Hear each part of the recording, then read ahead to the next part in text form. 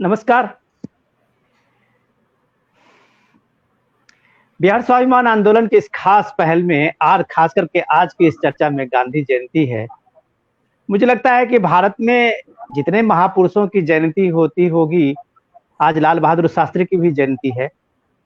लेकिन गांधी जी की जयंती पूरे दुनिया में और अलग-अलग देशों में, अलग-अलग जगहों पे जिस तरह से मनाया जाता है, तो आज की पीढ़ी को भी ये मानना पड़ेगा कि गांधी जी आखिर इतने महापुरुष जो भारत कहें तो भारत तो महापुरुषों की धरती ही रही है। और उस धरती में गांधी के लिए जो एक स्पेशल अट्रैक्शन है, मुझे लगता है कि ये बड़े विद्वान हमारे साथ आज हैं। हमारे साथ पालीवाल साहब, बिहार के पालीवाल साहब हैं। हमारे पास सुजाता जी हैं, गांधी पे इतना काम किया है। हमारे पास अभी जुड़ रहे हैं अभयानंद जी हैं, हमारे पास डॉक्टर हीरालाल जी जुड़ रहे हैं, डीएम बांदा, और काफी अच्छा गांधी जी को जिया है उन्होंने। हमारे पास अवधेश जी हैं, वरिष्ठ पत्रकार हैं। तो बहुत सारे लोगों को अभी जुड़ना है इसके साथ करीब में, लेकिन हमारे पास जो दिग्गज मेहमान जो हमारे साथ अभी सीधे जुड़े हैं, पालीवाल जी और सुजाता जी, तो मैं अपनी बात को ज्यादा न करते हुए सीधे उन्हीं के पर सवाल पे आता हूँ। पालीवाल साहब, आपने गांधी पे बहुत लिखा है। आप भारत सरकार, मध्य प्रदेश सरकार, इतने बड़े ऑफिसर होने के बाद भी आपने अपने पूरे करियर में गांधी को जिया है, जो एक असंभव चीज है। गांधी की मूर्ति लगाना तो एक बात है और गांधी को जीना एक अलग बात है। तो आप गांधी की मूर्ति लगाने में विश्वास आपका रहा है या गांधी को जीने में आपका विश्वास रहा है? आपने किस तरह का जीवन जिया है? इतने बड़े अधिकारी होने के बावजूद आपने गांधी को ही अपना मॉडल बनाया, इसके पीछे क्या रीजन क्या था? देखिए, पहले तो मैं ये कहूँगा कि गांधी को जीना असंभव तो नहीं है। ये मैं अपने अपने ही अनुभव से नहीं कह सकता। हमारे बगल में सुजाता जी हैं, आपके बिहार में ही वो जी रही हैं गांधी जी को, बिहार के बाहर भी जी रही हैं। तो थोड़ा कठिन कह सकते हैं। कठिन इसलिए कि आजकल भौतिकता का जिस तरह से दौर है चारों तरफ, हर यंग बच्चे को देखिए, वो आईआईटी, आईआईएम करने के बाद भी वो विदेश की तरफ भागता है, पैकेज के लिए भागता है। तो यहाँ थोड़ा-सा वो कठिन इसलिए होता है कि जब हम पैकेज की बात करते हैं, तब फिर गांधी से उतने ही दूर हम होते चले जाते हैं, क्योंकि गांधी संतुलन का नाम है। गांधी ये नहीं कहते थे कि हम अर्न नहीं करें। अर्न करने के साथ-साथ उन्होंने जो ट्रस्टीशिप का सिद्धांत इस अर्निंग के साथ जोड़ा था, कि हम जो कमाएँ, उसको ट्रस्टी के रूप में रखें। तो आप देखिए, अगर आपको अपनी कमाई ट्रस्टी के रूप में रखनी हो, तो फिर आप कमाई के पीछे उस तरह से नहीं भागते। क्योंकि जब सेवा में ही लगाना है, तो आप श्रमदान भी कर सकते हैं, समय का दान भी कर सकते हैं, बुद्धि का दान भी कर सकते हैं। तो ये जो कठिन हमको लगता है और जिसको आजकल असंभव कहने लगे गांधी को जीना, वो इसलिए कि हमने जीवन के मापदंड ही कुछ अलग तरह के बना दिए। वाह! बहुत अच्छा। भौतिकता के पीछे इतने हम भागने लगे हैं कि कहीं पे, और उसका भी, वो भी बड़ी गहरी खाई है। क्योंकि मैं तो इनकम टैक्स से जुड़ा रहा हूँ, तो देखता हूँ, मैं लोगों को समझाता हूँ कि आप कितना ही इसके पीछे भाग लीजिए, आप अंबानी के बराबर नहीं बन जाएँगे, अडानी के बराबर नहीं बन जाएँगे, बिरला, टाटा, किसी के बराबर, क्योंकि वो इतनी अंतहीन दौड़ है कि जब तक आप उनके आस-पास पहुँचेंगे, वो बिल गेट को देख रहे हैं, वो बिल गेट की तरफ बढ़ रहे हैं, तो आप हमेशा पीछे ही रहेंगे। लेकिन ये जो गांधी का रास्ता है, उस पे आप थोड़े से भी चलेंगे, तो वहाँ कोई कॉम्पिटिशन नहीं है। और जैसा पालीवाल साहब, आपने मैं तो आज की तारीख में इस देश में एक जी, आश्चर्यजनक घटना तो आप भी होंगे। इनकम टैक्स के इतने बड़े ऑफिसर होके और इतनी बड़ी-बड़ी जिम्मेदारी आपने संभाला और आपने अपने को बेदाग रखा और गांधी को जीते रहे। मुझे लगता है कि भारत इसलिए भारत है। लेकिन मैं एक बार सुजाता जी के पास जाता हूँ। सुजाता जी कहते हैं ना कि मैंने कहीं पढ़ा कि गांधी जी बुनने का गजब का उनका अपनी एक कला थी। चाहे वो सूत बुनने का हो या सपना बुनने का हो। मैंने पढ़ा कहीं साहित्य में। तो गांधी जी ने पहली बार इस देश में जो आजादी का सपना बुना, तो उसने भी उस कमाल का सपना बुना और उसने सक्सेस करके दिखाया। खादी का और सूत का जो सपना बुनने का जो उनका अपना था, उसमें भी गांधी माहिर थे। तो ये बुनने की जो कला है गांधी में, जिस तरह से एक पनपी, उनके संघर्ष से जिस तरह से आई, आपको क्या लगता है कि आपने दर्जनों बुक किताबें लिखी हैं गांधी पे, जब आप गांधी पे लिखने लगते हैं और आज की जो पीढ़ी के नेतृत्व को देखते हैं, तो आपको इसमें ऐसा क्या लगता है कि कहीं क्या मिसिंग है?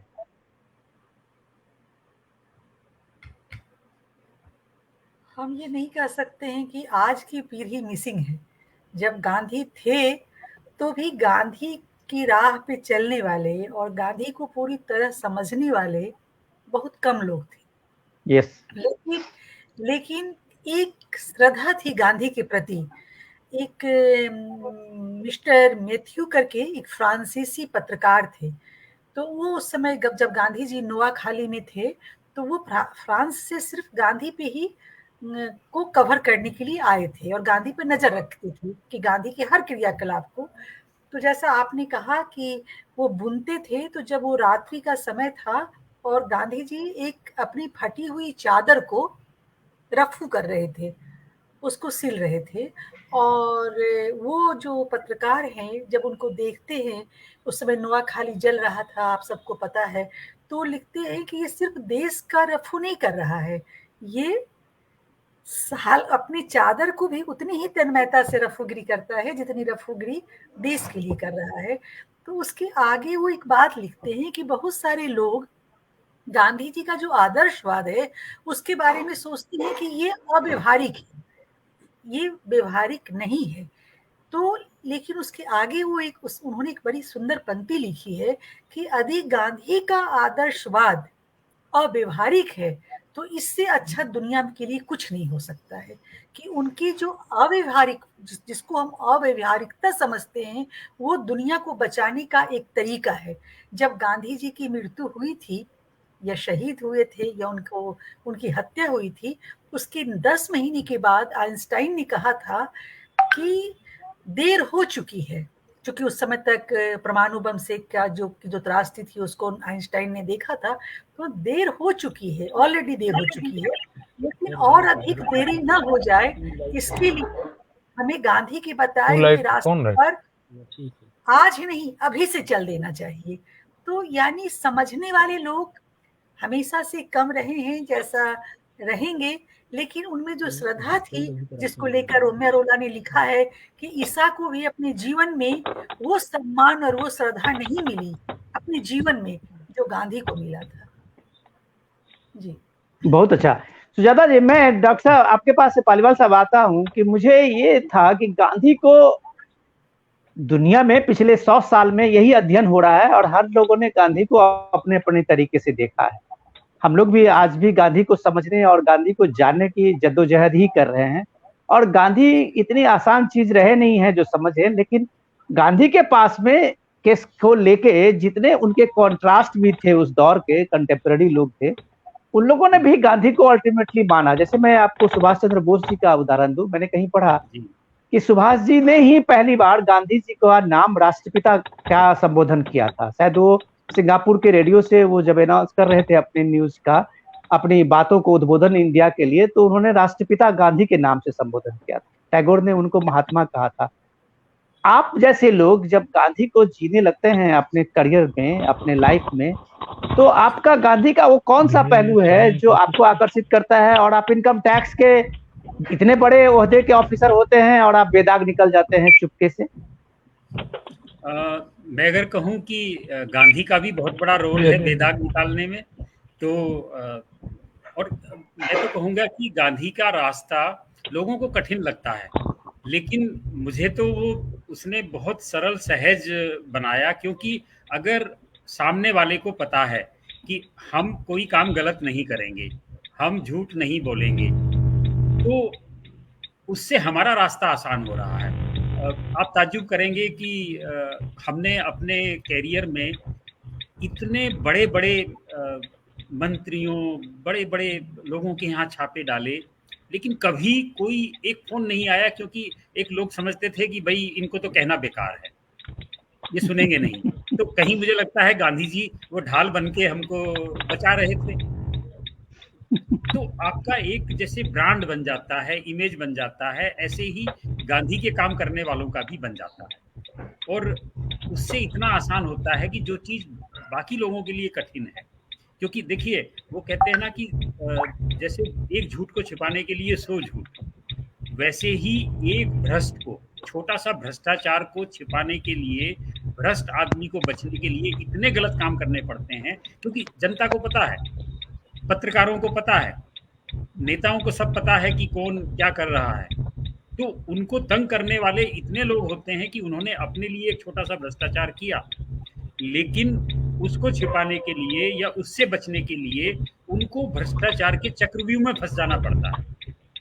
तो यहाँ गांधी हमें निकालते हैं।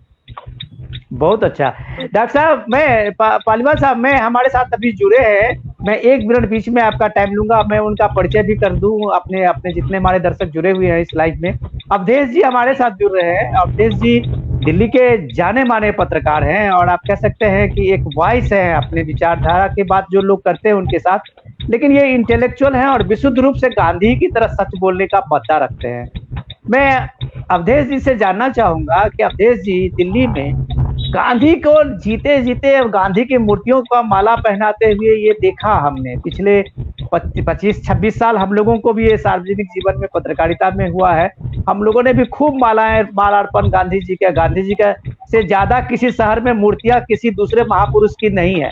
यूपी में उसके बाद अंबेडकर जी और जो लोगों थे उनके, मायावती जी की भी मूर्तियां बननी शुरू हो गई, लेकिन इन प्रैक्टिस गांधी जी से ज्यादा मूर्तियां इस देश पे किसी की भी नहीं लगी है।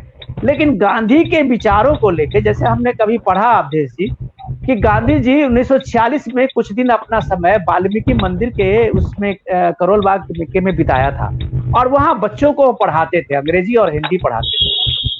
तो लेकिन गांधी जी का सबसे बड़ा डिसिप्लिन ये होता था कि बच्चों को बोलते थे कि आप गंदगी एकदम नहीं करोगे और साफ सुथरा रहोगे।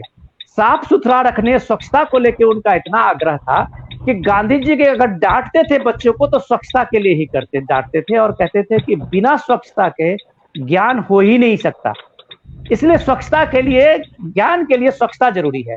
अवधेश जी, ऐसा क्या हुआ इस देश में 70 साल के बाद तक किसी को याद नहीं रहा ये चीज कि गांधी जी आजादी से ज्यादा स्वच्छता को महत्व देते थे। उस स्वच्छता के लेके अगर हम कहें इस बात के लिए कि पहली बार आपको ऐसा नहीं लगा कि स्वच्छ भारत अभियान में जब नरेंद्र मोदी प्राइम मिनिस्टर बने तो उन्होंने गांधी के उसी सपने को लाने के लिए झाड़ू उठाया और उसी वाल्मीकि मंदिर के बस्ती से उन्होंने शुरू किया था सफाई, और देश में एक तरह से व्यवहार परिवर्तन का आंदोलन चल पड़ा। तो ये चीजें जो गांधी को व्यवहारिक रूप से जीने का मुद्दा हम क्यों नहीं रखते हैं? विनोद जी, पहले तो कार्यक्रम में मुझे शामिल करने के लिए मैं धन्यवाद देता हूं सभी साथियों को। और आज मैं चूंकि बिहार के मुजफ्फरपुर में हूं, यहाँ खादी ग्राम में एक कार्यक्रम था, वो जरा वर्षा के कारण विलंब से शुरू हुआ और कई मंत्री आए थे गांधी जी के जयंती पर, तो मुझे निकलने में देर हो, इसलिए देर से जुड़ा, इसलिए भी क्षमा चाहता हूं। देखिए, महात्मा गांधी जीवन में स्वीकार अपनाने के विषय रहे हैं। गांधी जी ने जो कुछ कहा समाज के लिए, उसको स्वयं के आचरण में उन्होंने करके दिखाया, उतारा। पहले आप कह रहे थे गांधी को समझना इतना आसान नहीं, मैं कह रहा हूं कि गांधी से सरल सहज तो कोई व्यक्ति महापुरुष हुआ ही नहीं जिसको हम आसानी से समझ सकते हैं। जो कुछ भी उन्होंने कहा है वही कुछ कहा है जो भारत के, हमारी सनातन परंपरा में सदियों से हमारे ऋषि महर्षियों महापुरुषों ने सब कहा है। उन सब का अगर निचोड़ कहीं देखते हैं तो गांधी जी थे।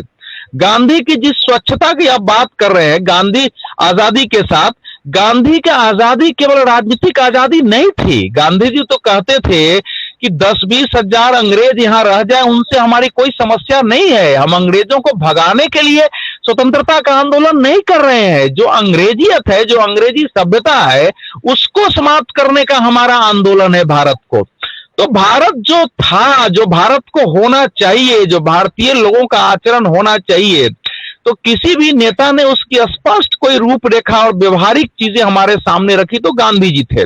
स्वच्छता पर उनका सर्वाधिक जोर होता था, क्योंकि स्वच्छता, उनका मानना यह था कि स्वच्छता हमारे जीवन में चूंकि उनकी माँ आप जानते ही हैं धर्मपरायण थी और माँ कितनी सफाई से घर रखती थी, मांसाहार नहीं था, उनके घर में रामचरितमानस से गीता और कबीर दास जी की पुस्तकें होती थी। उन्होंने वो सब देखा था कि स्वच्छता का व्यक्ति के पूरे चरित्र पर, उसके संस्कार पर, शरीर के साथ साथ उसके मन पर और चारों तरफ उससे जो माहौल बनता है उन सबसे कैसे उसका असर होता है, ये उन्होंने देखा था। साथ ही साथ हमारे यहाँ जो पवित्रता की बात थी, जो स्वच्छता, तो नरेंद्र मोदी प्रधानमंत्री के रूप में इसलिए प्रयोग करते रहे कि वो आसानी से लोगों को समझ में आ जाएगी। और जैसे ही आप पवित्रता और शुचिता ऐसे शब्द डालेंगे कि फिर हमारे देश में जो जिन लोगों ने मान लिया है कि भाई गांधी जी पर तो हमारा ही इंटेलेक्चुअल प्रॉपर्टी राइट है, पेटेंट है, दूसरे को बोलने का अधिकार नहीं है, उनके लिए वो फासिस्ट शब्द हो जाएगा। इसलिए उन्होंने स्वच्छता की बात की। एक व्यापक अवधारणा है जिसमें हमारा एक मनुष्य के जीवन में हमारी शुचिता, पवित्रता तो है ही है, घर के वातावरण का तो है ही है, साथ ही साथ हमारे आचरण में, संपूर्ण जो है व्यवस्था में, और व्यवस्था से उठते हुए जो प्रकृति और परमेश्वर के साथ, संपूर्ण ब्रह्मांड के साथ हमारा सामंजस्य होना चाहिए। वो उस स्वच्छता के आधार पर वो जो बड़ा लक्ष्य था गांधी जी का, उसकी भी प्राप्ति हो सकती है। और भारत राष्ट्र का भी वही लक्ष्य था कि हमारी व्यवस्था कैसी हो, व्यवस्था वैसी हो जिसमें व्यक्ति प्रकृति से, प्रकृति परमेश्वर से, यानी संपूर्ण ब्रह्मांड के साथ वो एकाकार हो सके। तो एक व्यापक अवधारणा थी। और आपको पता होगा कि गांधी जी के आश्रम में बड़े बड़े लोग जाते थे, उनको सबसे पहला काम वो कहते थे कि भैया कुछ दिन आप शौचालय पहले साफ करो, और वो स्वयं भी करते थे, लोगों से शौचालय साफ करवाते थे। सरोजिनी नायडू से उन्होंने शौचालय, कौन है जो उनके आश्रम में शौचालय साफ नहीं करते थे। दूसरी मान्यता उनकी ये थी स्वच्छता की दृष्टि से कि हमारे देश में जो ये काम छोटा, वो काम बड़ा, और इसके कारण जो एक मानसिक और सामाजिक विभाजन है जाति भेद का, वो तभी खत्म होगा जब व्यक्ति छोटा से छोटा काम करे, झाड़ू उठाए, अपना शौच साफ करे। तो ये जो एक लोग कहते हैं मजदूरों की बड़ी क्रांति फलाने, तो उसमें एक सामाजिक क्रांति बिना किसी खून खराबे के समाज में व्यापक परिवर्तन का वाहक स्वच्छता के आधार पर हो सकता था। अब उसको नरेंद्र मोदी ने एक सामान्य तौर पर हमारे सामने लाया है। हालांकि जिस रूप में प्रधानमंत्री की कल्पना थी, जिस रूप में गांधी की कल्पना थी, हम देशवासी उस रूप में उसको अभी तक अंगीकार नहीं कर पाए हैं। लेकिन एक जागृति आई है समाज के एक वर्ग में, थोड़ी उस दिशा में सोच बढ़ी है। लेकिन अभी भी उस दिशा में जो उन्होंने तो यही कहा था ना कि भाई जब 150 वर्ष गांधी जी की जयंती की होगी 2019 में, तब हम कम से कम बापू को श्रद्धांजलि दे एक स्वच्छता कार्यक्रम के माध्यम से। वो स्वच्छता एक व्यापक अभियान है। प्रधानमंत्री के नाते उसकी एक समय सीमा जरूर थी, लेकिन वो सतत चलने वाला अभियान है। और वो संपूर्ण भारत के व्यापक बदलाव के, संपूर्ण भारत के चरित्र, संस्कार और इसके व्यवहार में बदलाव का वो अभियान है। वो कहते हैं ना कि देखन में छोटन लगे घाव करे गंभीर, जैसे गांधी जी ने एक नमक को लेकर के और इतना बड़ा सत्याग्रह करा दिया, वो स्वच्छता मैं मानता हूँ कि उस रूप में स्वच्छता को देखने की जरूरत है। मैं दोबारा आपके पास आता हूँ। मुझे लगता है कि हमारे एक मेहमान भैरव लाल दास जी हैं, वो जुड़ गए हैं पटना, अभी ऑन द वे हैं। वो आज भितिहरवा में गांधी के जो चंपारण के आश्रम में कार्यक्रम था, उस कार्यक्रम से लौट रहे थे। वहां भी काफी बारिश हो रही थी। मुझे लगता है कि बिहार में कई जगह पे खूब बारिश हो रही है, और इसलिए हमारे एक दो गेस्ट जो हैं वो शायद उस बारिश, बहुत बारिश है। अभी भी मैं पानी में मेरी गाड़ी लगी है। तो यहाँ बहुत गर्मी है आज अवधेश जी दिल्ली में, लेकिन आप अगर बारिश में हैं और आनंद ले रहे हैं, तो मुझे लगता है कि हमारे साथ अगर जुड़े हों कहीं से भैरव लाल जी इतिहासकार तो है ही, साथ साथ उन्होंने अपने 25-30 साल के करियर में गांधी को ही जिया है। और भितिहरवा में जब हर साल कम से कम जो प्रोग्राम होता है गांधी जयंती पे, उस पे वो अपना शिरकत जरूर करते हैं। शायद अगर हमारे पास जुड़े हों और नहीं भी जुड़े हों तो हम आवाज कम आती, तो हम एक बार सुजाता जी के पास चले जाते हैं। सुजाता जी जब वो आएंगे, भितिहरवा से मैं थोड़ा सा उनका एक्सपीरियंस जानना चाह रहा था, लेकिन मैं पहले आपसे ये जानना चाहता हूँ कि गांधी जो सबसे ज्यादा अगर कहीं रिमोटेस्ट एरिया होगा अपने देश में, तो बिहार का वो इलाका है चंपारण का, और उसी में भी भितिहरवा जैसे गांव। आज भी वो गांव सब एकदम मेन स्ट्रीम में नहीं आ पाया है। उस गांव में गांधी का जाना और उस गांव में जाके सत्याग्रह का एक एक्सपेरिमेंट करना और उसको एक नेशनल फलक पे उस चीजों को लेके आना, ये जो कमिटमेंट था और ये जो एक्सपेरिमेंट था गांधी का, कि गांधी हर चीज को खुद से अनुभव करके उसको चीजों को लाते थे। भितिहरवा और चंपारण का अनुभव गांधी को कैसे एक नेशनल फलक पे लाया था साउथ अफ्रीका से आने के बाद।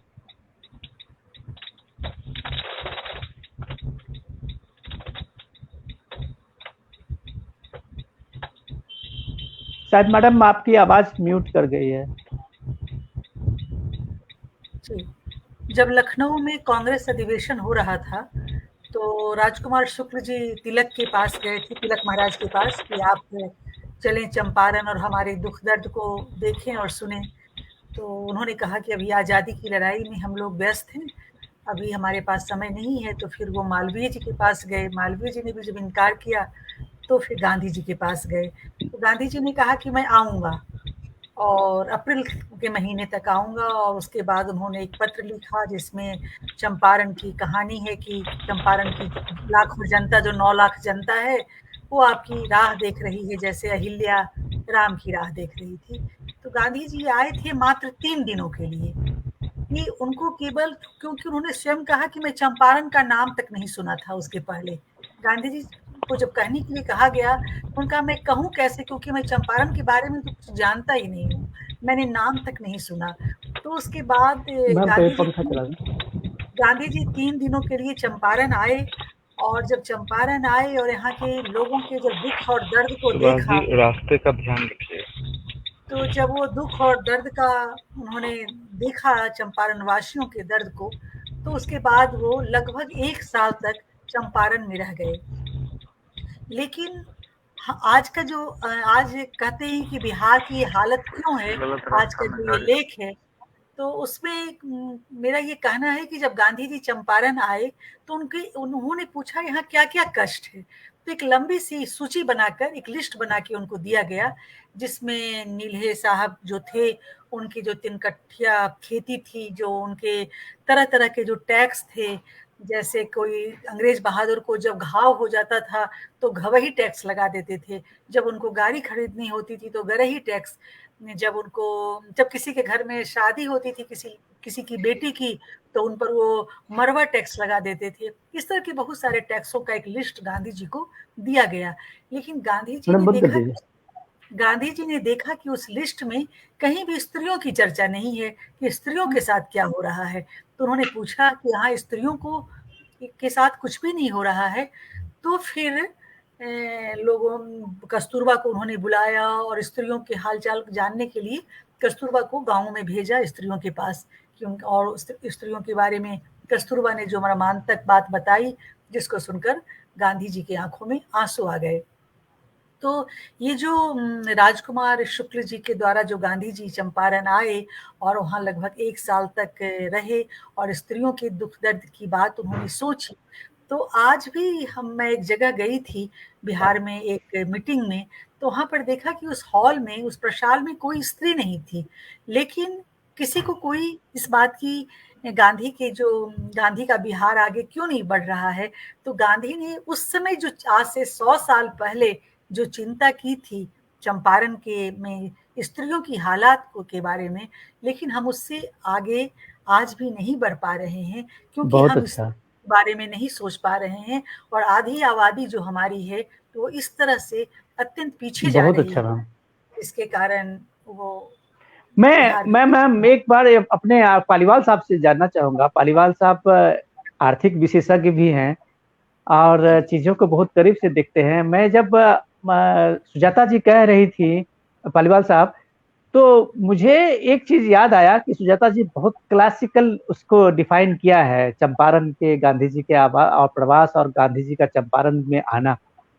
लेकिन उसी चंपारण में मैं थोड़ा सा उसमें वैल्यू एडिशन ये करता हूँ कि चंपारण में ही गांधी जी अपने आवास के दौरान ही जो विलेज का जो इकोनॉमिक मॉडल था, उसका पहला एक्सपेरिमेंट उन्होंने वही समझा और गांव का इकोनॉमिक्स को समझा। इसलिए गांधी जब वो ग्राम स्वराज की बात कह रहे थे, तो उस ग्राम स्वराज में गांधी जी के दिमाग में वो चंपारण का जो सबसे मोस्ट इंटीरियर गांव है भितिहरवा, उस गांव के बारे में एक आर्थिक ताना बोना ढूंढ रहा था कि एक गांव अपने आप में कैसे गांव खड़ा होगा। और इसलिए गांधी जी ने कहा कि जब तक गांव सशक्त नहीं होगा तब तक देश मजबूत नहीं होगा। बिल्कुल बिल्कुल। इतने आजादी के इतने सालों के बाद अभी भी गांव से जो माइग्रेशन है, खास करके बिहार का अगर आप देखें तो 60-70% माइग्रेशन है।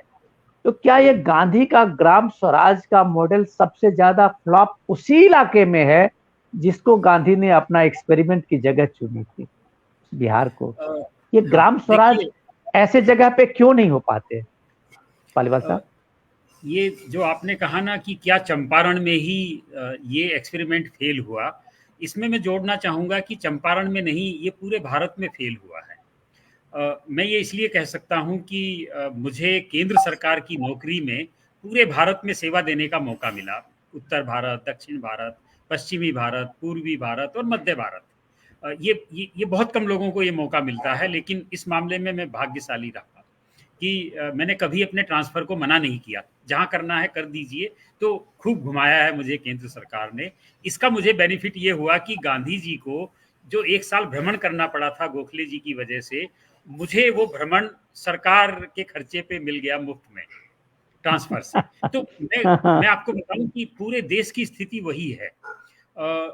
4 साल पहले जिस गांव को मध्य प्रदेश में हम लोगों ने टेकअप किया, वो एक तरह से गांधी का अंत्योदय वाला गांव था। और भीती हरवा गांव में और इस छेड़का गांव में मुझे कोई अंतर दिखाई नहीं देता। इसी तरह से तेलंगाना में जो गांव हम लोगों ने 2 साल पहले टेकअप किया, वहां के गांव की हालत शायद भीती हरवा और मध्य प्रदेश के गांव से भी बदतर है।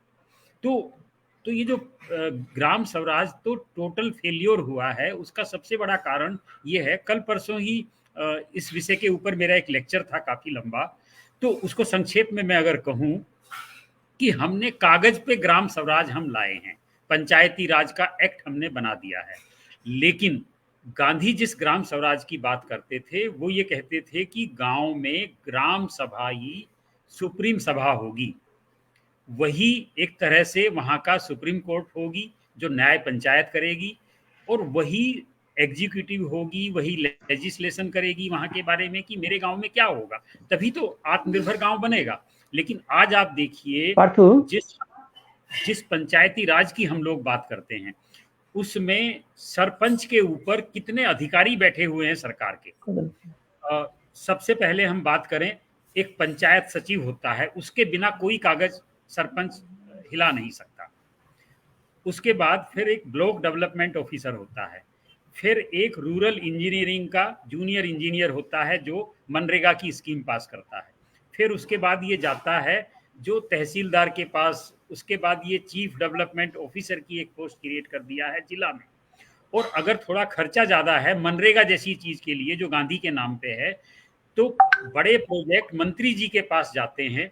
अब आप मुझे बताइए कि ये ग्राम स्वराज कैसा है, जहां गांव के एक गांव में हम सरकारी कम्युनिटी तालाब को बड़ा कराने की बात कर रहे थे, तो ये मालूम पड़ा कि इसका जो बजट बना के दिया इन सरकारी लोगों ने, मनरेगा का बजट, बोले इसको तो डिस्ट्रिक्ट एडमिनिस्ट्रेशन भी पास नहीं कर सकता, ये तो मंत्री जी के पास राजधानी में जाएगा। अब ये एक उदाहरण है मैंने दिया है, और मैं इसको मतलब टेकअप कर रहा हूँ यहाँ की सरकार से भी और केंद्र सरकार से भी कि ये कौन सा ग्राम स्वराज है कि उनको अपने आदिवासी गांव की बात है, ये आदिवासियों को अपने तालाब को अपने श्रम से मनरेगा से बड़ा कराने के लिए मंत्री जी का अप्रूवल चाहिए। अब आप मुझे ये बताइए कि जहाँ पे कोई आज भी उस गांव में, मध्य प्रदेश के उस गांव में कोई सरकारी यातायात का साधन नहीं है, वहां से मैं सर आपको रोकना चाहूंगा कि मेरा जो ये था कि हम बिहार से उसी जगह से आते हैं जहां आप देख के आए होंगे सारे चीज।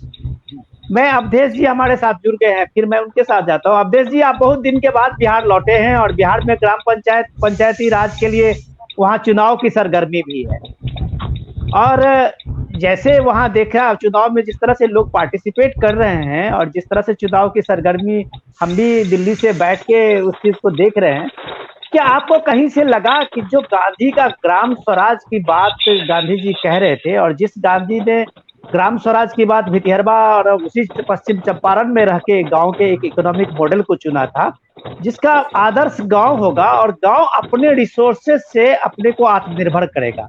हर गांव में जो भी वहां के रिसोर्सेज, नेचुरल रिसोर्सेज होंगे, उसी रिसोर्सेज से गांव अपने को आत्मबल करेगा और अपना माइग्रेशन, जो लोग हैं, जवान है, उसको नौकरी देगा, वहां उसको भोजन देगा, या जो भी चीजें हैं वो अपना कुटीर उद्योग से लेके सब कुछ करेगा। आज सबसे ज्यादा पलायन बिहार के उन इलाकों से हो रही है जहां चुनाव के लिए सबसे ज्यादा मारा पीटी है पंचायत का। ये चुनाव, पंचायत और ग्राम स्वराज, इस दोनों का ये जो विकृत रूप है। अवधेश जी, आप तो वहां करीब अभी देख रहे हैं, आपने क्या देखा है चीजों को? नहीं, मैं करीब से देख भी रहा हूँ और करीब से मैंने पहले भी देखा है बिहार के चुनावों को। देखिए, आपका जो ये प्रश्न है, ये तो व्यापक एक मंथन की मांग करता है कि गांधी के ग्राम स्वराज का अर्थ क्या था। ये बात देश को, हम जो लोग हमारे साथ जुड़े हैं उन सबको ध्यान रखनी चाहिए कि गांधी जी ने तो 1909 में ही हिंद स्वराज में ये ब्रिटिश हाउस ऑफ कॉमन्स, जो कि उस समय कहा जाता था कि संसदीय लोकतंत्र की वही मदर है, माता है, उसके बारे में जो चर्चा की थी, उसके लिए बड़े कठोर शब्द प्रयोग किया था। और उन्होंने कहा था कि ये तो वेश्या और बांझ है, यानी जिसके पास बहुमत होता है उसके साथ चला जाएगा और पार्लियामेंट अपने आप कुछ पैदा नहीं कर सकता है यहाँ। और उन्होंने ईश्वर से प्रार्थना की थी कि हे भगवान, हमारे देश में मत जाना। ये बात सही है कि जब आजादी मिली उस समय के लिए तो वो मानते थे कि इस समय हमारे पास पार्लियामेंट्री सिस्टम ऑफ गवर्नमेंट ही है, लेकिन भविष्य का जो उनका सपना था वो भारत का, वो वही ग्राम स्वराज था जो हमारे यहाँ सदियों से थी, जिसको पहले ध्वस्त करने की कोशिश पहले भी हमले में हुए अंग्रेजों ने की थी।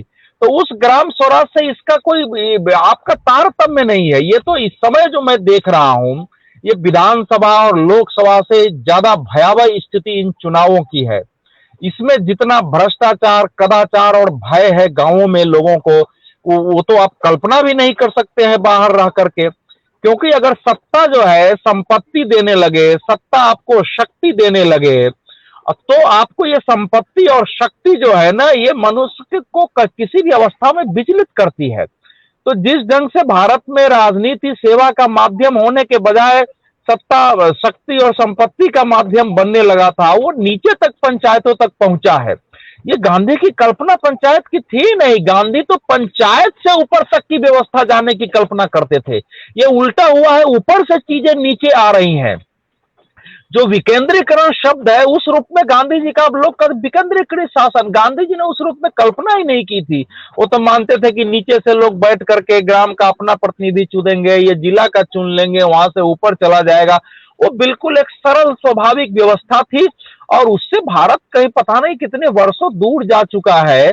हमने कहने के लिए पंचायती राज व्यवस्था अवश्य लागू की है, लेकिन ये व्यवस्था वही है जो कि सीधे जो है केंद्र और राज्य की सत्ता का एक प्रारूप है, जिसको प्रशासन के स्तर पर वैसे निपटना पड़ता है। और इस समय तो चूंकि नरेंद्र मोदी सरकार ने गांवों के पास इतने फंड दे दिए हैं, इतने कार्यक्रम दे दिए हैं कि एक बार जो एक वार्ड का मेंबर बन जाता है प्रतिनिधि, वो हटना ही नहीं चाहता है कि 2 बार के बाद कोई और हो। जो मुखिया बन गया वो चाहता ही नहीं कोई और हो, वो नहीं है तो उसकी पत्नी हो जाए, पत्नी नहीं है तो कोई और हो जाए। और अभी होता है तो वो उसके पास मोटर। अवधेश जी सर, मैं आपको एक चीज बीच में रोकूंगा। ऐसा नहीं है, इस देश में ऐसा नहीं है कि ये ग्रास रूट डेमोक्रेसी जो है, जो आप रिवोल्यूशन ऑफ पावर कहते हैं, आपके जम्मू कश्मीर स्टेट में पिछले इतने सालों में, पिछले मैं 40 साल कह सकता हूं, पंचायती राज निजाम के नाम पे एक पाखंड ही था। वहां लोकल बॉडी के नाम पे सिर्फ एक ड्रामा था। लेकिन आज अगर एक एडमिनिस्ट्रेटर के रूप में अगर मनोज सिन्हा जाते हैं, अगर उन्होंने चाहा कि हम ग्रास रूट डेमोक्रेसी को स्ट्रेंथन करेंगे, तो आज कुछ परिवारों के बदले में वहां 56,000 से ज्यादा इलेक्टेड मेंबर जीत के आए हैं, जिसमें 70% यूथ है और अपना पूरा जम्मू कश्मीर बदल रहा है। ऐसा नहीं है। बिहार में जो करप्शन का एक लेवल है, उस करप्शन के कारण आपने सही कहा कि वो जो सत्ता की बात है, यहाँ पावर की बात है, फ्यूडलिज्म की बात है, उसमें ये घोलमेल सिर्फ बिहार में आपको ज्यादा दिखता है, यूपी में दिखता है, जहां जहां कास्टिज्म और जहां जहां फ्यूडलिज्म कर रहा है। मैं यही सवाल को एक बार सुजाता जी से ले लेता हूं। उन्होंने काफी इस पे अध्ययन किया है और कई बुकें भी लिखी है। सुजाता जी, गांधी जी ने अगर पहली चिट्ठी 1947 में लिखा था नेहरू जी को, तो उन्होंने सबसे पहले अपने गांव के लिए ही लिखा। उन्होंने लिखा कि भारत जैसे विशाल देश में, इतनी डाइवर्सिटी वाले देश में, जब तक आप गांव के इकोनॉमिक मॉडल को खड़ा नहीं करेंगे, ये देश नहीं बन पाएगा, ये देश मजबूत नहीं हो पाएगा। और वो बार बार कहते थे कि आप गांव को खड़ा कर दीजिए तो जो शहरों पे भार बढ़ता रहा है वो कम होगा और गांव सशक्त होगा। आज हालत देख लीजिए, आज जो अभी मैंने एक रूरल मिनिस्ट्री की एक रिपोर्ट देखी थी, 60 करोड़ से ज्यादा शहरों की आबादी हो रही है आगे 3 साल में। सारे के सारे गांव में 35% से ज्यादा गांव का माइग्रेशन हो चुका है। आप हमको अगर बिहार और बाकी ऐसे गरीब जिलों की बात करें तो सबसे ज्यादा एस्पिरेशन डिस्ट्रिक्ट से हुई है। सुजाता जी, दिक्कत क्या है? कल तो फंड भी नहीं था, आज फंड है और उसके बावजूद भी है गांव आदर्श गांव नहीं बन रहा है। कहाँ है मिसिंग? माइग्रेशन का एक कारण जो है, अर्थ तो है ही, लेकिन एक दूसरा कारण है कि जो हमारे मजदूर हैं उनको जो कास्ट जाति प्रथा इतनी अधिक है बिहार में कि हमारे जो मजदूर हैं जब वो छुट्टियों में घर आते हैं आज भी, तो उनको हम उस तरह का सम्मान नहीं देते हैं जैसे देना चाहिए।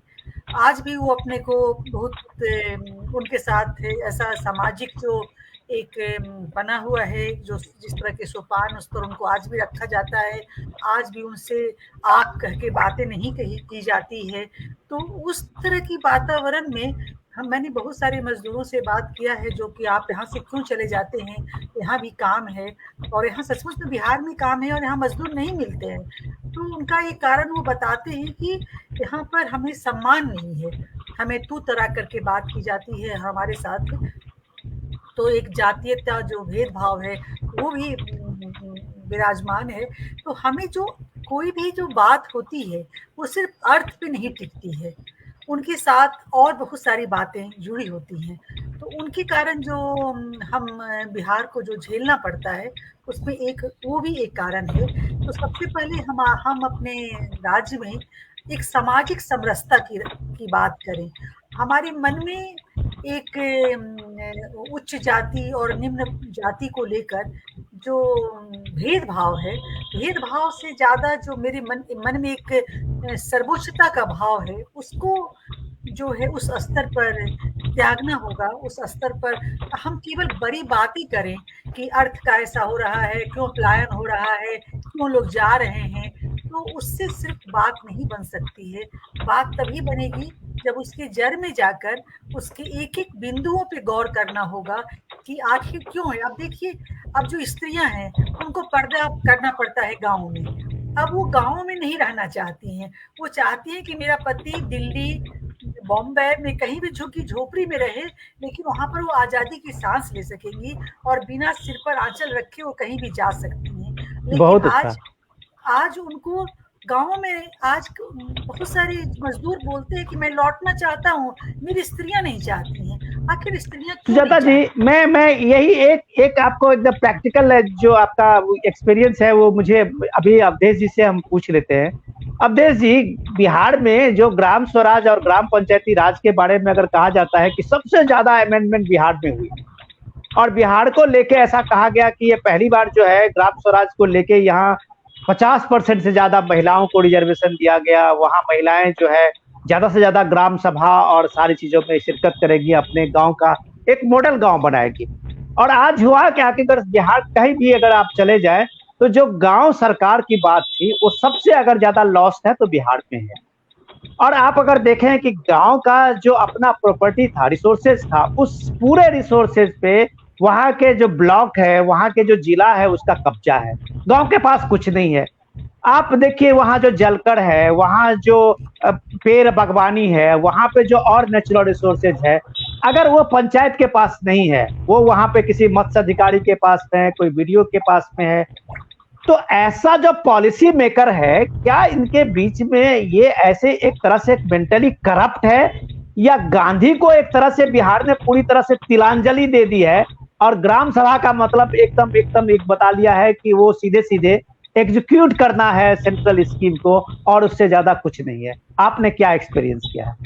देखिए, दो इसके पहलू हैं। पहला पहलू तो यह है कि हम गांधी जी के ग्राम स्वराज के आलोक में अगर व्यवस्था का पूरे विश्लेषण करते हैं तो फिर तो एक निराशा और अंदर से क्षोभ पैदा होता है। उसमें कहीं दो मत हो ही नहीं सकता है, क्योंकि वो और इसमें जो गांधी जी नहीं चाहते थे, उनको मालूम था कि इस व्यवस्था में समाज का नैतिक पतन होगा, इस व्यवस्था में लोग कामचोर होंगे, लोग भ्रष्ट होंगे, समाज में दुराचार बढ़ेगा, वो सब चीजें हम देख रहे हैं। लेकिन पहले आपके उसका उत्तर दे दूं। देखिए, कश्मीर से अभी हम देश की तुलना नहीं कर सकते हैं, क्योंकि कश्मीर को तो पहली बार एक प्रकार से समझिए कि जो एक सच्ची आजादी की दिशा में कश्मीर गया है 370 हटने के बाद, और वहां के लोगों को कई नई खुली हवा में सांस लेनी पड़ी है। वहां तो डिस्ट्रिक्ट डेवलपमेंट बोर्ड का आप जानते ही हैं कि डीडीसी का चुनाव ही नहीं हुआ था, पहली बार वहां चुनाव हुए हैं, पहली बार वहां पंचायतों को सीधे पैसे जा रहे हैं, वहां अफसर सीधे पहुंच रहे हैं।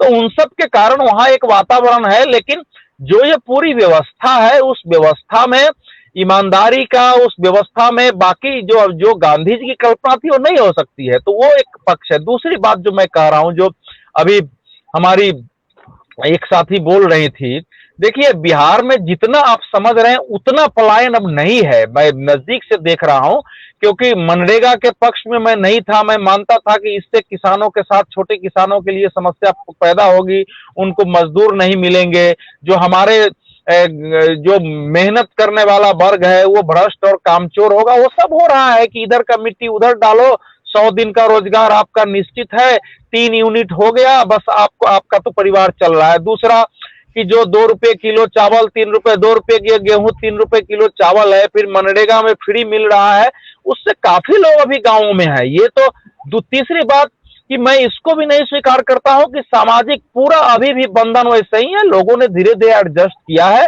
जाति भेद हमारे यहाँ है, लेकिन बहुत स्तर पर वो टूटा भी है। तीसरी बात, अब महिलाएं उस रूप में हम कल्पना करें कि बिल्कुल 25, 30, 40 साल पहले जैसे महिलाएं अंदर रह रही थी, वो भी स्थिति नहीं है, उसमें भी बदलाव आया है। बहुत कुछ किया जाना अभी शेष है। मेरे गांव में, मेरे पंचायत में ही मेरी मुखिया जो है महिला है, लेकिन उनके काम उनके पुरुष करते हैं। सारी बातें हैं, लेकिन जो आपका प्रश्न है वो तो बहुत स्वाभाविक है ना, कि इस व्यवस्था का ही एक अंग अगर आप ग्राम को बना देते हैं, अगर योजना ऊपर से आएगी, पैसे ऊपर से आएंगे, अफसरों को देखभाल करने का मौका मिलेगा, और अफसर और बाकी ग्राम प्रधान और बाकी सबके मिली भगत से सारी रिपोर्ट तैयार होगी कहाँ क्या, तो भ्रष्टाचार आएगा। लेकिन अभी भी कुछ पंचायतें ऐसे हैं, मैं जाके आरा में कहीं देखा हूं कि वहां के एक महिला मुखिया को मैंने देखा, इतनी ईमानदारी से काम किया है कि उस गांव में, कई गांवों में आप जाएंगे तो आपका मन प्रसन्न हो जाएगा। गांधी जी की साकार कल्पना भले नहीं हो, लेकिन उनको जीने की कोशिश हुई है गांव में, उसी ढंग से साधारण कच्चे ही सही नाली बने हैं। बहुत अच्छा। गांव में जो है कोई मुकदमा बाहर नहीं जाने की कोशिश होती है। ये सब चीजें हैं, लेकिन एक आदर्श के रूप में मैं बहुत अच्छा लगा मुझे। कम से कम आप इतने दिन के बाद लौटे हैं बिहार और गांव गए हैं, और आपको अगर ऐसे एक उम्मीद दिख रही है, तो हमें लगता है कि ऐसा नहीं है कि चीजें जो है सारे लोग एक जैसे ही हैं। बहुत लोग अच्छे काम करने वाले हैं। मुझे लगता है कि जहां जहां पढ़े लिखे लोगों को लोगों ने चुना है जिस व्यवस्था में, वहां बेहतर काम किए हैं। और जहां लोगों ने सिर्फ एक कास्ट के नाम पे, एक फ्यूडल के नाम पे और एक तरह से पैसे के नाम पे, दारू के नाम पे चुना है, तो लोगों ने ज्यादा नुकसान ही अपना किया है। एनीवे, हम पालीवाल जी के पास जाते हैं। पालीवाल जी, सबसे बड़ी जो गांधी का कंट्रीब्यूशन देखते हैं हम, इससे 1 घंटे के और आधे घंटे के प्रोग्राम में हम लोग समाहित तो नहीं कर सकते हैं।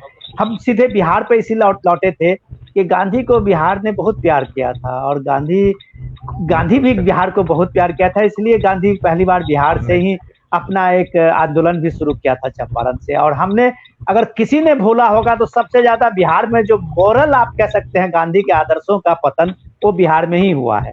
ये मैं आपको बता सकता हूँ अपने अनुभव से भी। नहीं, इससे मैं सहमत नहीं हूँ कि सबसे ज्यादा पतन यही हुआ है, पूरे देश में हुआ है। देखिए, ये बिल्कुल जेपी मूवमेंट की ताकत बिहार से मिली है। राम जन्मभूमि आंदोलन में बिहार लगा है। देश में भ्रष्टाचार के विरोध का आंदोलन बिहार से हुआ है। देखिए, एकदम बिल्कुल हम अपना निगेटिव पिक्चर नहीं, पर आप जाएंगे महाराष्ट्र में तो आप भ्रष्टाचार जाके देखिए ना, आपका पश्चिम बंगाल में जाके देखिए, आपका बिहार का आपका पीछे रह जाएगा। मैं उसी पे आता तो इसलिए बिहार की नहीं, बिहार की जब आप चर्चा कर रहे हैं, अवधेश जी, मैं उसी पे आ रहा हूँ। और मैं बहुत राइट पर्सन से ये सवाल कर रहा हूँ क्योंकि उन्होंने पूरे अपने लाइफ के करियर में इकोनॉमिक्स ही देखा है, डेवलपमेंट ही को देखा। तो मैं इसलिए कह रहा हूं उनको कि हम जो विकास के पैमाने में इतने पिछड़े हुए हैं उस इंडेक्स में, उसके पीछे रीजन एक यही रहा है कि हम आप देखें कि जो शहरों का और गांव का जो अंतर है, अगर सबसे ज्यादा कहीं है तो बिहार जैसे इलाके में है। ये इतना डिस्टेंस है इकोनॉमिक ग्रोथ का, पर कैपिटा इनकम का, ये सारे जो इतने गैप जो बने पालीवाल साहब, उसके पीछे रीजन क्या हुई कि रिसोर्सेज का सही उपयोग नहीं हुआ। और जिस सामाजिक न्याय के नाम पर ये 30 सालों से वहां सरकार बनती रही है और चलती रही है, सबसे ज्यादा धोखा अगर हुआ है तो इसी का हुआ है, क्योंकि वहां सिस्टम डेवलप होने ही नहीं दिया गया। अच्छे लोग सत्ता में, सेवा में आए नहीं।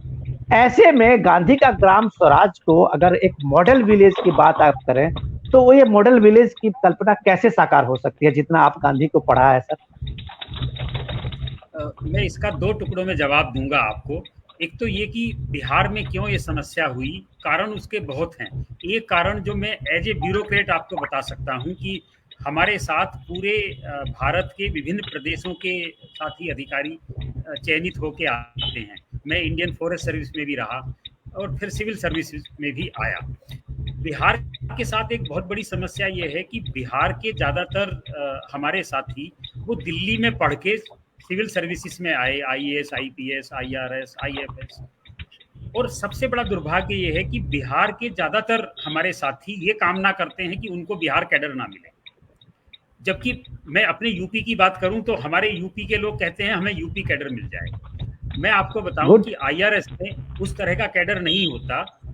हमको चुनाव करने का मौका मिलता है। तो यूपी के लिए हमारे सारे यूपी के जो साथी थे जो इनकम टैक्स में आए, हर व्यक्ति यूपी में जाना चाहता था। लेकिन हमारे जो बिहार के साथी थे, मुझे बड़े दुख के साथ कहना पड़ता है, मैं उनको भी ये बात कहता हूँ, वो कहते हैं नहीं हमको बिहार नहीं जाना, हम कलकत्ता चले जाएंगे, बगल में वेस्ट बंगाल चले जाएंगे, यूपी दिल्ली आ जाएंगे, लेकिन बिहार नहीं जाएंगे। अगर वहाँ के जन्मभूमि की आप सेवा नहीं करेंगे, गांधी तो देखिए गुजराती होके दक्षिण अफ्रीका से घूम के वो तो चले गए बिहार में, और आपके बिहार से जो निकले युवा जो निकले, बच्चे जो निकले, वो इतनी अच्छा बिहार से बहुत आते हैं सिविल सर्विसेज में और सभी सर्विसेज में। तो एक कारण ये भी रहा। अगर वो बिहार में आएंगे ही नहीं तो उनको उनके अनुभव का लाभ कैसे मिलेगा। और रिटायरमेंट के बाद तो बहुत कम लोग आते हैं बिहार में। हमारे बाकी प्रदेशों की स्थिति ये नहीं है। एक मराठी ऑफिसर अगर केरल से रिटायर होता है तो वो महाराष्ट्र में आके बसता है, तो केरल के अच्छे अनुभव वो महाराष्ट्र में लेके आता है अपने साथ। लेकिन बिहार का, एक तो बिहार में पोस्टिंग नहीं चाहते बिहार के साथी, और अगर उनकी पोस्टिंग हो भी गई तो वहाँ पे वो परमानेंट नहीं बसना चाहते। तो ये भी एक बड़ा कारण है कि पलायन केवल मजदूरों का नहीं हो रहा है बिहार से, प्रतिभा का भी पलायन हो रहा है। उस पे भी हमको प्रतिभा का भी पलायन है। और ये एक सबसे बड़ा जो बिहार के लिए आप सेटबैक समझिए डॉक्टर साहब, पालीवाल साहब, कि बिहार में ज्यादा प्रतिभा का ही पलायन है। जो गांव में रह रहे हैं, मैं उनके बारे में कमेंट नहीं कर सकता, लेकिन आइडिया के मामले में तो हम कह सकते हैं कि वो कंगाल एक तरह से है कि जिसे आइडिया नहीं है तो डेवलपमेंट क्या हो, एंटरप्रेन्योरशिप नहीं है कि बिहार के विकास की रूपरेखा किस तरह से तैयार हो। मैं सुजाता जी आपसे एक चीज पूछना चाहूंगा कि आपने जितना गांधी पे लिखा है, कम ही लोग हैं जो गांधी पे इतना लिखा होगा। आपकी इतनी किताबें मैंने देखी है कि आपके नाम से लिखी हुई है। मैं ये जानना चाह रहा था कि भारत में एक सामाजिक भागीदारी का जो एक्सपेरिमेंट गांधी ने किया था असहयोग आंदोलन से, और उस एक्सपेरिमेंट में गांधी एक अकेले नहीं है कि आजादी का एक हम कहें कि गांधी का ही सारा कंट्रीब्यूशन। आजादी के लिए गांधी से पहले भी आंदोलन होता रहा है और गांधी के साथ भी कई पैरेलल आंदोलन होते रहे। सबका अपना अपना कंट्रीब्यूशन है। राम सेतु बनाने में गिलहरी का भी कंट्रीब्यूशन है, हमें उसको भूलना नहीं चाहिए है। लेकिन गांधी का जो एक सामाजिक भागीदारी का एक अपना गट्स था कि पूरे देश को खड़ा करने, पूरे देश को एक आंदोलन बनाने ने, और इस मामले में गांधी कामयाब हुए कि सामाजिक भागीदारी से उन्होंने असहयोग आंदोलन किया और उसने अंग्रेजों के उन्होंने घुटने टेकने पे मजबूर कर दिया। क्या इतने साल के बाद जब आप देखते हैं कि सामाजिक भागीदारी का ऐसा एक आंदोलन हमने ये स्वच्छ भारत अभियान में देखा, जब पूरे देश के लोगों ने एक तरह से इसे व्यवहार परिवर्तन का एक आंदोलन बना दिया, और दरवाजा बंद तो बीमारी बंद का एक स्लोगन चला, हम लोगों ने देखा। तो क्या भारत में इस तरह के एक्सपेरिमेंट हो सकते हैं? और ये जो एक ऐसी फोर्स है इंडिया में, अगर लगे सबकी भागीदारी, तभी भारत पूरी दुनिया का एक गौरव बन सकता है। क्या संभव है ऐसी चीजें अब? जी देखिए, विनोबा जी ने एक बात कही थी कि जो सरकारी चीज है वो असरकारी नहीं होती है। तो सरकार कोई काम जो करती है वो जब तक उस काम को एक एजेंडा के रूप में चलाती है वो एक अलग बात है, लेकिन कोई भी काम असरकारी तभी होगा जब जनता जागरूक होगी। और जनता जो है, हम सत्ता के साथ एक सजग नागरिक की तरह रहें, उसके अच्छे कामों का हम जरूर प्रशंसा करें, लेकिन उसके जो गलत काम है उसका हम विरोध भी करें। और जितनी भी बातें हैं, जितनी भी कुरीतियां हैं, उन सब बातों के लिए हमें सजग होना होगा, हमें जागरूक होना होगा और उठना होगा। और उसमें सभी पुरुष, स्त्री, सभी जाति और धर्म के लोग, जब सब लोग मिलकर आगे बढ़ेंगे, जैसे अंग्रेजों ने क्या किया था, ये जो विष बेल रोपा हुआ है हिंदू और मुसलमान के जो सांप्रदायिक जो द्वेष है, ये कोई भारतीयों ने नहीं रोपा है।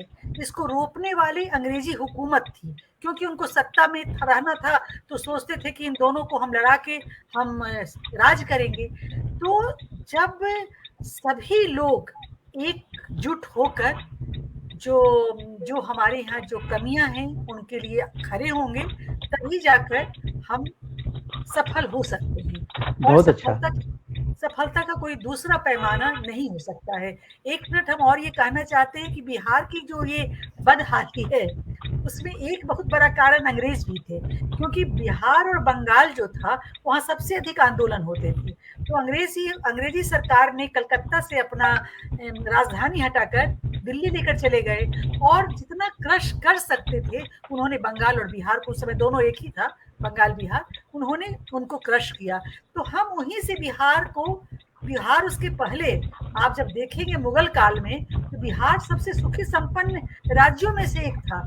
सबसे ज्यादा टैक्स अधिक सबसे ज्यादा कोई देता था तो वो बिहार था, बंगाल था। तो हमें क्रश किया गया है अंग्रेजी हुकूमत में, वो भी हम भोगे हुए बहुत हैं। अच्छा। और उसके बाद कोई बहुत इस तरह के विजनरी नेता ऐसे नहीं आए जो एक अच्छी तरह से कुछ बिहार के बारे में अधिक अच्छे ढंग से सोचते। और पालीवाल साहब से हम अभी बात हमारी हुई थी, जो बिहार में बाढ़ आया था, तो हम लोग उसके लिए थोड़ा काम कर रहे थे। तो पालीवाल साहब ने बहुत दुखी होकर कहा कि मैं क्या बताऊं, बहुत अच्छा। बिहार के लोग ही मैडम, डॉक्टर सुजाता जी, हम लोग के पास अब टाइम कम है, मैं एक लास्ट सवाल अवधेश जी से ले लेता हूँ कि अवधेश जी, आपने एक शुरुआती में ही अपने इसमें आज का संबोधन में कहा, आज की चर्चा में, कि गांधी को लेके एक कब्जा जैसी मानसिकता है, कि अगर गांधी को लेके जो कर कुछ पार्टियां या कुछ लोग अगर बात करते रहे हों, इससे अलग अगर कोई बात करते हैं तो कहा जाता है कि ये गांधी को जो है जबरदस्ती गांधी को जी रहे हैं, जबकि ये ऐसे है नहीं। गांधी एक विचार है, और यहाँ गांधी को विचार बनाने से ज्यादा हम लोगों ने इस देश में गांधी को एक मूर्ति बना दिया, स्टैच्यू बना दिया, और सिर्फ एक फॉर्मेलिटी गांधी के साथ किया है। गांधी को जो जीने का जो सबसे बड़ा मुद्दा है वो गांधी के आदर्शों को ले, जिसमें कम ही लोग जीते हैं। क्या अवधेश जी, अगर ये एक्सपेरिमेंट आपने देखा कि एक स्वच्छ भारत से आपने गांधी को जीने की एक कोशिश की है और गांधी को समाज के बीच में उतारने की कोशिश की है, क्या इस तरह के एक्सपेरिमेंट बाकी ग्राम स्वराज के बारे में, मॉडल विलेज के बारे में, इस तरह की गांव के बारे में जो गांधी के एक विचार थे, उसको अपनाया जा सकता है, उसको रोल मॉडल बनाया जा सकता है? अगर अवधेश जी हमसे जुड़े हो तो, शायद अवधेश जी का नेटवर्क नहीं है। मैं पालीवाल साहब लास्ट में चलते चलते आपसे ही ये सवाल लूंगा कि गांधी एक विचार और गांधी की मूर्ति, गांधी एक व्यक्ति, इस दोनों में हमें फर्क करना पड़ेगा। आज दुनिया अगर गांधी को जी रही है, अगर गांधी के बारे में लोग चर्चा कर रहे हैं, तो गांधी के वो विचार है, और इस विचार पे किसी का कब्जा नहीं हो सकता। आपने गांधी को जिया है बगैर किसी पार्टी को के सपोर्ट से, बगैर किसी पार्टी के आइडियोलॉजी का, ये आपका व्यक्तिगत है। जी। तो क्या गांधी एक विचार इसको बढ़ाना, जो एक स्वच्छ भारत में हमने देखा कि हमने इस चीज को माना कि ये माना गया कि गंदगी जो है समाज में वो एक जाति का एक आधार रहा है, कि गंदे काम करने वाले लोगों को एक अस्पृश्य के मिला, छुआछूत भी शुरू हुई। आज जब आपने कहा कि लोग अपने शौचालय खुद साफ कर रहे हैं, घर या बाहर गंदगी से बच रहे हैं, तो लोगों में एक मानसिकता बनी है स्वच्छता को लेके, तो जाति का भी एक आवरण जो है वो टूट रहा है, वो कई हद तक भ्रांतियां खत्म हो रही है। तो गांधी एक विचार जब बढ़ेगा और मजबूत होगा तो शायद समाज का बेहतर भला होगा। आप लास्ट सवाल मेरा यही है सर। बिल्कुल, बिल्कुल बेहतर भला होगा। देखिए गांधी जी तो जब उन्होंने गाँव की बात की थी, तो गाँव के 2 बड़ी बीमारी उन्होंने बताई कि गाँव का विकास क्यों नहीं हुआ हमारे ब्रिटिश पीरियड में। उन्होंने कहा एक तो गाँव में गंदगी का साम्राज्य है और लोगों को जैसे गंदगी आदत बन गई है। उनको मतलब आस-पास की गंदगी व्याप्त ही नहीं करती कि हमारा गाँव बहुत गंदा है, हमारा घर बहुत गंदा है। वो उनकी आदत छुड़ानी पड़ेगी। और दूसरा उन्होंने कहा था कि over the period of time गांव के लोग आलसी हो गए, क्योंकि उनके वैकल्पिक साधन कुछ नहीं थे। अगर बहुत सी जगह एक फसल होती थी, उसके बाद वो 8 महीने खाली रहते थे। तो इन दो को गांधी जी ने गांव की बहुत बड़ी बीमारी बताया। और किसी हद तक आज भी हम देखते हैं कि ये 2 बीमारियां आज भी व्याप्त हैं। तो अगर हम गांधी विचार को इन 2 चीज़ों पे ही लागू कर दें कि हम आलस खत्म कर दें और गंदगी खत्म कर दें, तो इस मामले में गांधी विचार बहुत हमारा साथ दे सकता है। और गांव का क्या पूरे देश का विकास हो सकता है। ये तो स्थिति शहरों में भी है बहुत कि अच्छा।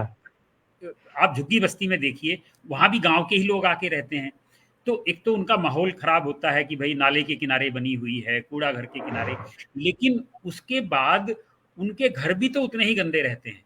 तो कम से कम हम अपने घर साफ सुथरे करें, अपनी गली साफ सुथरा करें। और मैं आपको बताऊं चलते चलते, तेलंगाना में जो आदर्श गांव 2 साल पहले हमने बनाया, उसमें हमने 3 पुरस्कार घोषित किए कि एक गांव का सबसे बहुत सुंदर अच्छा। घर जो होगा, दूसरा गांव की सबसे सुंदर गली जो होगी, और स्कूल के जो सबसे अच्छे स्वच्छ बच्चे आएंगे। और एक कमेटी बना दिया उसका, जिसमें भूतपूर्व सरपंच भी थे, वर्तमान सरपंच भी थे, और स्कूल के प्रधानाचार्य भी थे।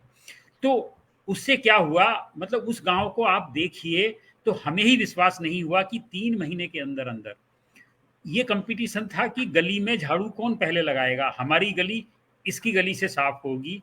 और सारे बच्चे स्कूल के, वो प्रिंसिपल हमको बोले कि सर ये तो कमाल हो गया। एक छोटा सा आइडिया, छोटा सा एक पुरस्कार, उसको आप लालच भी कह सकते हैं, लेकिन लालच से ज्यादा कहीं आपने उनके अंदर वो भावना जगा दी। तो मुझे तो लगता है कि ये भावना अगर एक गांव में जग सकती है, तो ये 5 लाख गांव में भी जग सकती है, क्योंकि ये भी एक विचार है। हमने झाड़ू नहीं लगाई उस गांव में बहुत जाके, अच्छा। केवल एक एक और इस प्रयोग को आजकल हम मध्य प्रदेश के कई गांवों में कर रहे हैं। तो बहुत अच्छा। हमें सबको डॉक्टर साहब, हमें मैं सब चलते चलते ये पालीवाल साहब, मैं लास्ट में एक सवाल सुजाता जी से लेता हूँ। सुजाता जी, हम तो गांधी का चरित्र तो समुद्र है, और उसमें ढूंढना और गांधी के बारे में चर्चा करना इतने आसान से नहीं है। और आप लोगों ने भी तो गांधी के बारे में अगर आप कहें तो आप लोगों ने भी गांधी को बहुत पढ़ा है। हम तो सिर्फ सवाल ही पूछ सकते हैं, जवाब मेरे पास गांधी के लिए उतना है नहीं, उतना हमने पढ़ा भी नहीं है। गांधी जो हमेशा एक महिला के, सशक्त महिला, आदर्श महिला के सम्मान, इन सारे चीजों के लेके उनका जो एक दर्शन रहा है समाज में, गांव में, हर जगह उन्होंने महिला को प्रायोरिटी पे देने, उनका सम्मान करने, उनको सशक्त एम्पावर करने, ये सारी चीजें जो महिलाओं को लेके उनका ये रहा है, कमिटमेंट रहा है।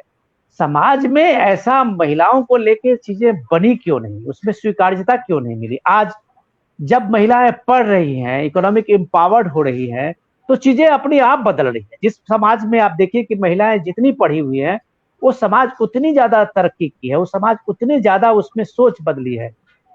तो ये जो गांधी जी आज से 50 साल 60 साल पहले कह रहे थे, आज ये लोग दिख रहा है। तो गांधी जी ये क्या मानते थे कि जिस समाज में 100% लिटरेसी होगी, वो समाज में महिलाओं का सम्मान बढ़ेगा, देश सशक्त होगा, समाज सशक्त होगा?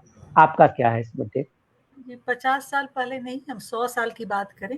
गांधी जी ने 100 साल पहले ही ये कहा था कि स्त्रियों को पूरी तरह से समानता के अधिकार दे देने चाहिए।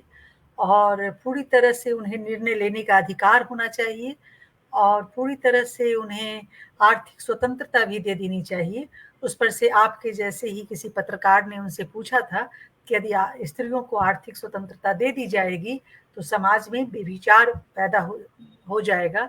तो गांधी जी ने कहा था कि मैं इस पर एक प्रश्न करता हूँ कि क्या पुरुषों को जो आर्थिक आज़ादी दी गई है उससे क्या सारे के सारे पुरुष भारत के बेविचारी हो गए हैं? और यदि आपका उत्तर हाँ है तो स्त्रियों को हो जाने दीजिए।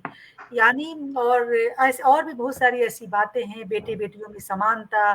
आज से 100 साल पहले भी जो उसके पहले उन्होंने जो एक बाल पोथी लिखी थी उसमें लिखा था कि कहना था उनका कि घर के काम में भाई और बहन दोनों घर के जो काम हैं, रसोई के जो काम हैं वो दोनों करें, न कि सिर्फ लड़कियों को करने दिया जाए। तो 100 साल पहले गांधी जी का जो प्रगतिशील विचार था वो आज भी पूरी तरह से जो उन्होंने सोचा था वो अभी पूरी तरह से नहीं लागू हुआ है। और हम आशा करते हैं कि आने वाले समय में शायद कभी बापू के सपनों का भारत जब पूरी तरह से बनेगा तभी ये सारी बातें होगी कि स्त्रियों को पूरी तरह से समानता और स्वतंत्रता मिलेगी।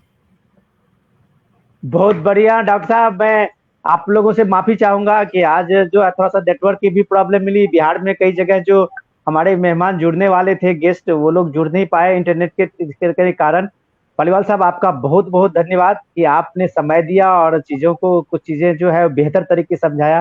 सुजाता जी, आपका हम लोग आभारी हैं कि आप आज के इतने व्यस्त समय के बीच में भी हम लोगों के लिए कुछ समय निकाला। हम फिर मिलेंगे। गांधी की चर्चा होती रहनी चाहिए। इन्हीं शुभकामनाओं के साथ आप लोग तमाम लोगों का हार्दिक अभिनंदन। नमस्कार। शुक्रिया और नमस्कार। Thank you ma'am.